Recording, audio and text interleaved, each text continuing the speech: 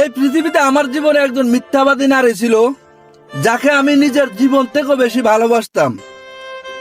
সে মানুষটা প্রতিটা নিয়ত আমার সাথে মিথ্যা কথা বলতো, প্রতিটা জায়গা মিথ্যা কথা বলতো। একজন ছলনাময় নারী ছিল আমার জীবনে। যাকে জিজ্ঞাসা করতাম তুমি ভাত খাইছো, ও না খাইয়ে বলতো যে আমি খাইছি। তুমি সুস্থ আছো, ও অসুস্থ আছে, এরপরে বলতো যে আমি সুস্থ আছি। ও হাজার কষ্ট বেদনায় আছে, তারপরে বলতো যে আমি খুব ভালো আছি। জীবনে অনেক কষ্ট ভোগ করতো, তারপরেও যে আমি অনেক সুখে আছি।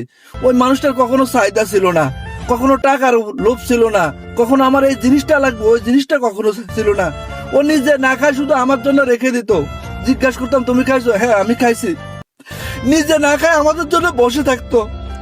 প্রতিটা নিয়ে তো আমার জন্য তুমি ভালো আছো, সুস্থ আছো, কি আছো, প্রতিটা আমার টেক কেয়ার করার জন্য পাগল থাকতো।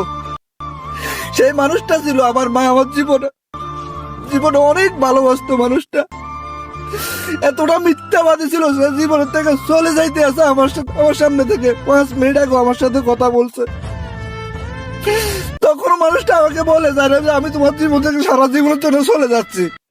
এতটা মিথ্যাবাদী ছিল। সে হচ্ছে আমার জন্ম দুঃখিনী মা। কোন সন্তানকে কখনো তার অসুস্থতা, তার সুস্থতা কখনো তো এই জিনিসটা বলতে চায় না। নিজে না খায় সন্তানকে বলে আমি ভালো আছি, আমি সুখে আছি। সে জন্ম দুঃখিনী মা।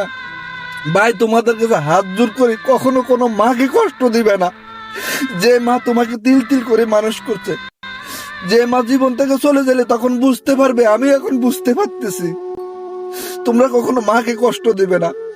জন্ম দুঃখিনী মা কি জিনিস যখন হারাই ফেলবে তখন বুঝতে পারবে, এর আগে কখনো বুঝতে পারতে না। কারণ আমি আমার জীবন থেকে সবচেয়ে বেশি ভালোবাসতাম ওই মানুষটাকে।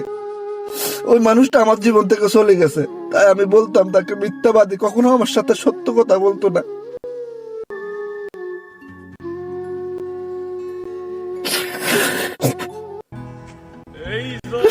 আজ অনেক কষ্ট লাগতেছে মার জন্য, অনেক মনে পড়তেছে।